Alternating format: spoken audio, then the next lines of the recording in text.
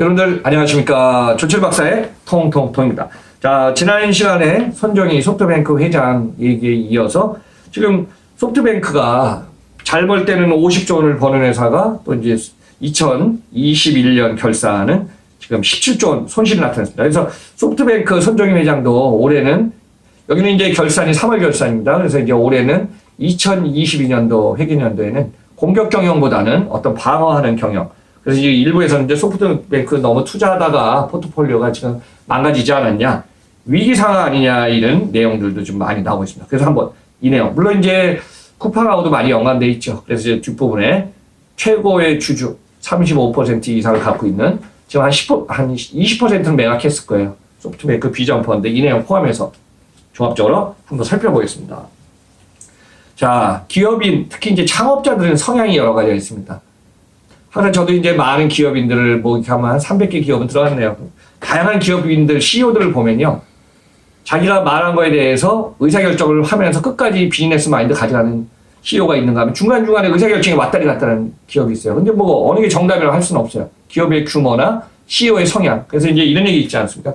CEO의 그런 만큼 회사는 커간다. 이런 얘기를 뭐 20년 전에도 항상 우리가 컨설팅한테 들은 얘기인데, 자, 손정희는 그 정도로 공격적인 투자 성향이 강했어요.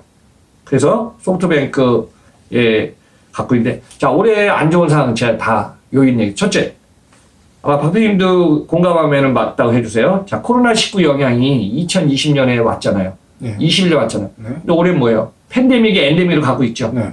그럼 어때? 투자한 기업, 방역 관련 기업들 비즈니스 좋아져요? 아니요. 그쵸. 엔데믹입니다. 자, 호황에서 이거. 또 예상외로 2월 24일부터 러시아 우크라이나 사태가 지금 계속 장기화되고 있어요. 네. 뭐 지금 요즘 푸틴의 건강 이상설, 뭐 제가 정확한 건 아니지만 기사 나온 거 보면은 뒷얘기가 많이 나오고 있어요. 그러니까 어때요? 지금 우크라이나의 곡창에 있는 밀이 1200톤이가 2000톤 가까이 되는 게 지금 나오질 못하고 있잖아요. 그러니까 전 세계 이제 곡물 시장, 가스, 원유, 이게 지금 전 세계 이제 이게 다 올라가는 거잖아요. 그래서 우리나라 뭐 휘발유 등유가 뭐 2,000원 가볍게 넘어가고 이 악재가 또 있습니다. 자, 가장 심각한 게 이거 같아요, 지금. 그동안에 전 세계적으로 상황이 힘들었대요. 금리를 낮춰서 제로금리 시대로 가잖아요. 근데 갑자기 이게 인플레이션이 있다, 여러 가지 이제 상황이 있다 보니까 변수에 서 지금 미국은 빅스텝 0.5를 올려갖고 아마 올해 연말 되면은 미국의 연준이 우리보다 금리가 더 높아질 거예요. 그러니까 이 상황이니까 어때요? 연준의 금리 인상이 결국은 부동산, 물가 다 올라가죠, 지금요. 네. 부동산 업계도 지금 금리 인상에 따라서 너무 지금 집들도 그렇고 좀 상황이 변수 많이 작용하죠. 굉장히 크죠. 그래요. 요거는 이제 지난번에 우리 박근혜와 같이 토크할 때도 많은 반응이 있었지만은 나중에 한번 시간 만들어서 네. 같이 했지만 영향 큽니다. 또 하나는 뭐냐면요. 중국이 지금 시진핑이 장기 집권한다 해갖고 지금 기술주 있죠. 관련된 이쪽을 갖다가 지금 다 태클 걸었어요. 그러니까 어때요? 올라가지를 못해요. 자, 여기 이제 마지막 중요한 거 하나 있겠습니다. 최근에 키워드가 블록화 현상입니다. 최근에 보면 지역화, 그룹화를 묶어버렸잖아. 그러면은 그쪽을 다 포트폴리오에서 그걸 움직여야 되는데 못 움직여. 어때요? 손정희가 투자한 쪽이 계속 수익 구조 나는 구조가 안 되면 어때요? 다 침몰하는 거예요. 그래서 이제 이 상황이 소프트뱅크가 지금 좀 안고 있는 치명적인 요인이 지금 당분 계속합니다. 자, 2021년 회계연도 소프트뱅크 2021년 4월부터 22년 3월까지요. 결산 나온 거 보니까 최대 적자 1조 7,080억 엔, 그러니까 약 17조 원의 적자입니다. 그래서 지금 소프트뱅크가 지금 손정희 회장이 PPT를 한 90분 정도 지금 지난 10일 날 진행할 때 이런 얘기 했습니다. 소프트뱅크 위기가 오고 있다. 앞으로 남은 기간, 올해는 공격 경영이 아니라 방어적인 경영하면서 돈 되는 쪽만 하겠다. 그럼 어때요? 소프트뱅크 비전 펀드는 투자를 많이 했죠. 스타트업들하고. 그래서 우리가 이제 기업 가치를 1조 원은 유니콘이라 그러고 10조 원이 데칼콘이죠. 네. 그 정도의 기업들한테 투자했던 투자 자금이 안 들어가면 어떠죠? 진행이 안 되겠죠. 그래서 기업 공개 IPO 좀 영향이 있을 것 같습니다. 자, 2018년 매출 소프트뱅크 1조 4,100억 엔 흑자니까 14조 원 흑자. 2019년에는 9조 6천억 원. 우리 돈으로 하면 적자. 2020년도엔 너무 잘 벌었어요. 코로나 때. 5조엔 이상 최대 순이익 50조 원 흑자예요. 그다가 2021년에는 17조 원 적자를 나타냈습니다. 그래서 이제 작년 2021년 12월부터 연준이 금리 인상합니다. 그때는 이제 러시아 우크라이나 사태 이전에 연준이 금리 인상합니다. 기술 쪽부터 다 떨어지고 우리나라 코스피 그다음에 코스닥 나스닥 다 떨어졌죠. 근데 이 상황이 결국은 투자한 기업에 관련 맞물려서 어려웠는데 여기서 이제 그 얘기가 있습니다. 소프트뱅크가 있고요. 손정희가 만든 소프트뱅크 비전 펀드가 있어요. 그러면 이쪽이 다 이제 모회사의 관련 계열이면 어때요? 종합적으로 이제 헤드오피스 다 계산하는데 소프트뱅크 비전 펀드가 수익 구조가 안 좋아요. 그럼 투자를 한 거잖아요. 참고로 하겠습니다. 2021년 37조 원 적자예요. 2020년에는 아까 이제 소프트뱅크는 50조 원 흑자가 있죠. 비전 펀드가 잘해갖고 63조 원 흑자예요. 이게 뭐야? 투자를 잘못하면 올라왔다 내렸다 한다는 얘기가 나오겠죠. 자, 그래서 이제 올해는 2022년에는요, 가능하면은 소프트뱅크 또 비전 펀드 투자의 방어적인 상태를 하겠다고 지금 손정희 회장 발표했고요. 자, 이게 대표적인 기업들 얘기했습니다. 인도의 호텔 스타트업이라고 있어요. 오요. 2022년 10월에 상장해서 11억 달러 조달 계획이었지만은 지금 자금 조달도 그대로 갈지 아니면은 우리가 IPO 상장 시기도 지금 연기한다고 합니다. 자, 중국의 틱톡이라고 알죠? 네. 자, 이렇게 틱톡의 모회사인 바이트댄스 등이 비전 펀드 투자 사업부터 지금 IPO 일정이 지금 잡혀 있는데 계속 지금 딜레이되고 있어요. 자, 대표적으로 우리나라 뭐 마켓컬리도 지금 딜레이되고 있죠. 관련된 우리나라의 기업들 지금 주식 상황 또 어떤 증권 이 시황에 따라서 지금 해야 되는데 최대 기업 가치를 못 올리니까 지금 당분간은 아마 이거 딜레이 할 것입니다. 그래서 제가 상반기까지는 6월까지는 그렇게 큰 변동폭은 없지만은 당분간 3분기의 흐름 좀 이게 봐야 되지 않을까 그렇게 보고 있습니다. 자, 소프트뱅크 미국의 엔비디아 합병이 무산돼 갔고요. 영국의 반도체 업체인 ARM도 내년의 목표로 IPO 준비하고 있는데요. 이것도 지금 연기 가능성이 있다고 합니다. 그래서 중요한 거는 뭐냐면은 소프트뱅크가 뭐 투자해서 많은 수익 구조를 올려서 했지만은 소프트뱅크 자체도 지금 재무 상태가 우리가 말하는 이제 재무 건전성이라는 용어 쓰고 있잖아요. 그래서 이걸 갖다가 지금 안정화시키는 게 너무 중요하다고 합니다. 자, 참고로 이제 소프트뱅크는 어떻게 투자 기업 가치를 올리냐면 보유 자산의 가치를 담보로 해서요. 일본의 대형은행에서 막대한 자금을 대출받아 갖고 지금 투자를 하고 있습니다. 근데 지금 보유 자산 가치가 폭락한 상태가 계속되고 있죠. 재정 건전성이 악화되기 때문에 이 투자 자금 계속 유지하기가 쉽지 않을 것 같습니다.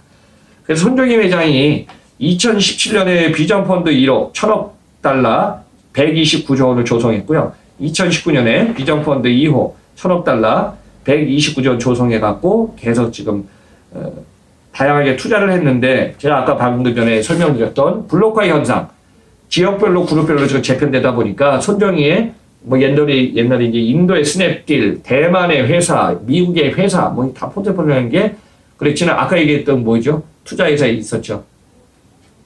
위어크인가요? 위어크. 위어크도 있었고 또 저기 우버. 그러니까 이제 워낙 앞서가는 기업인들이나 투자자들은 그쪽에 이제 가능성이 있지만 이게 또 국가별로 또 상황이 다르다 보니까 이런 상황이 계속 일어났습니다.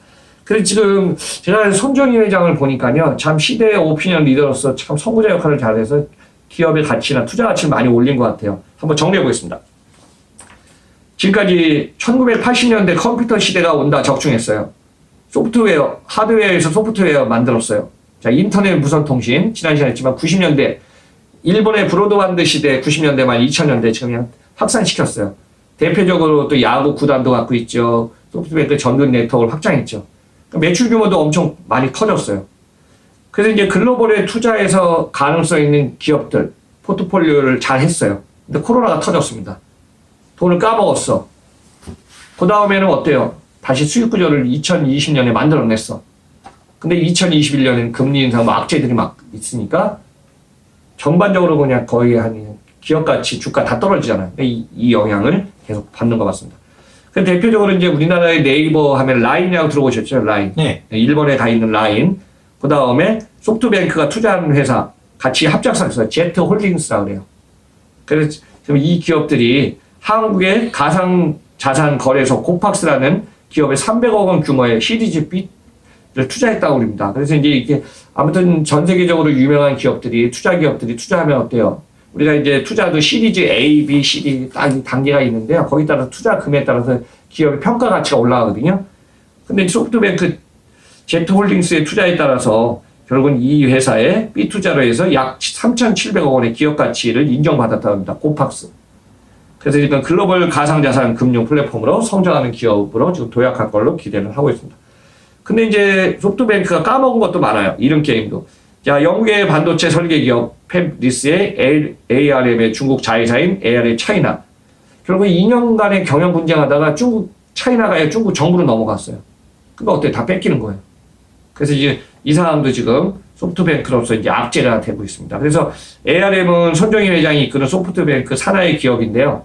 2018년 4월 ARM 선전에 ARM 차이나를 설립했어요. 그래서 여러분들 글로벌 기업이 만약에 이제 중국에 들어갈 때는 지분을 최대 반 이상 못 가져가요. 49%고 현재 있는 기업들이 51%를 가져가요. 마조리티가 이렇게 바뀌는데 잘 가다가 2020년 7월에 소프트뱅크의 ARM 차이나 경영권을 상실하게 돼요. 그 다음에 21년 8월에 ARM 차이나 기술, ARM의 기술로 칩 개발을 해갖고 결국은 올해 2022년 4월에 중국 정부의 인사가 CEO로 또 취임을 해요. 그리고 결국 어떻게 해요? 중국의 레이싱 그룹이 ARM 차이나 칩은 51% 가져가요. 현재 여러분들 기억날 거예요. 제가 10년, 15년 전 얘기인데요. 우리나라에 이제 CJ 오쇼핑이 있었어요. 그래갖고 중국의 상해도 그렇고 뭐 다양한 글로벌 기업에 나와 투자했는데 오쇼핑이 이제 투자를 하다가 결국은 지분도 거의 방어도 못하고 쫓겨나다시피 한 그런 사례도 있습니다. 그래서 이제 아직까지도 중국 기업들 그런 게 이제 정부에 관한 그게 이제 더 강한 것 같아요. 그래서 이제 그런 것들을 여러분들 한번 좀 참고하시기 바랍니다.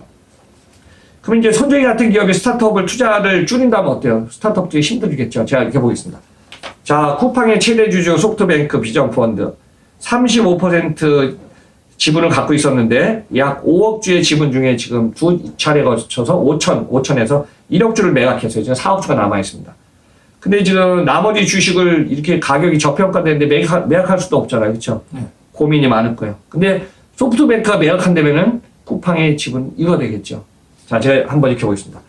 2021년 3월 11일에 뉴욕 증권에서 35달러 공모주에다가 당일 49달러 최고치 쳤습니다. 이때가 기업 가치 시가총액 100조 원이었어요. 근데 2021년 12월 말까지는 30달러를 방어했어요. 그래도. 근데 올해 들어서 이 정도로 떨어졌습니다. 2022년 1월 20, 19.99달러 최저치. 1월 21일 18.10, 3월 들어서 16.12, 3월 15일 15.45, 4월 달에 계속 떨어집니다. 4월 21일 14.43, 22일 14.07, 4월 26일 13달러 13.19, 4월 29일 12.87 계속 떨어졌죠. 자, 5월 달 들어와서 11.99 하다가 5월 9일 날 최저치 9.3번 떨어져요. 그러다가 이제 2022년 1분기 실적이 적자가 준다. 그래갖고 이제 다시 방어노선에 이제 반등을 해서 지금은 13달러 전후가 되고 있습니다.